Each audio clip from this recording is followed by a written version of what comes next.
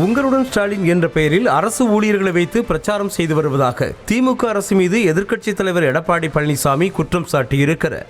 மக்களை காப்போம் தமிழகத்தை மீட்போம் என்ற பெயரில் தேர்தல் சுற்றுப்பயணம் மேற்கொண்டு வரும் EPS திருவண்ணாமலை மாவட்டம் ஆரணியில் மக்களிடையே உரையாற்றினர். அப்போது கடந்த தேர்தலின் போது பெட்டியில் வாங்கி சென்ற மனுக்களுக்கு தீர்வு காணாமல் தற்போது அடுத்த தேர்தலுக்காக நாடகத்தை அரங்கேற்றுவதாக EPS சாடினார்.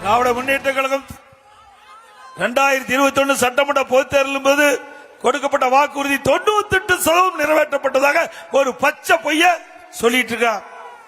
உங்களுடன் ஸ்டாலின் இப்போ ஒன்னு கண்டுபிடிச்சிட்டார், பேரை வச்சுட்டார். உங்களுடன் ஸ்டாலின் ஒரு பேரை வச்சு ஊரூரா போய் கட்சியை சேர்ந்தவர்கள் சட்டமன்ற உறுப்பினர்கள் போய் இதை பிரபலப்படுத்திட்டு இருக்கிறாங்க.